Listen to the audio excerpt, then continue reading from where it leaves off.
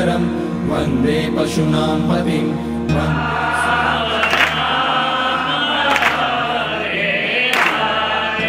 भक्तजनाश्रयं च वरदं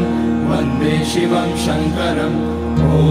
मृत्युञ्जयाय रुद्राय नीलकण्ठाय शम्भवे अमृतेशाय शर्वाय महादेवाय ते नमः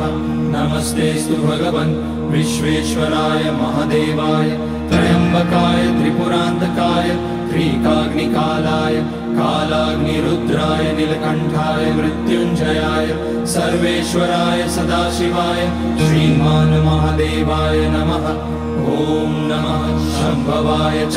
मयोभवाय च नमः शङ्कराय च मयस्कराय च नमः शिवाय च शिवतराय च ॐ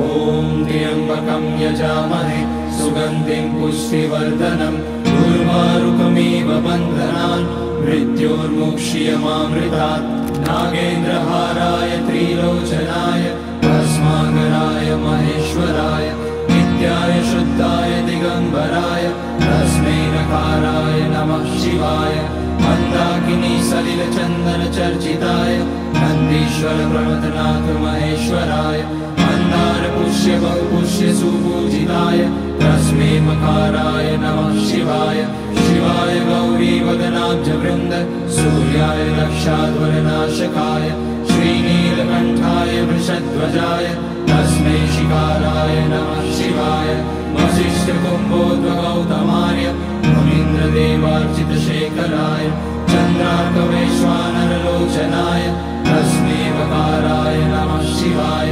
यज्ञस्वरूपाय जटाधराय पिनाकहस्ताय सनातनाय दिव्याय देवाय दिगम्बराय तस्मै यकाराय नमः शिवाय पञ्चाक्षरमिदं पुण्यं यः पठेत शिवसन्निधौ शिवलोकमवाप्नोति शिवेन सह मोदते।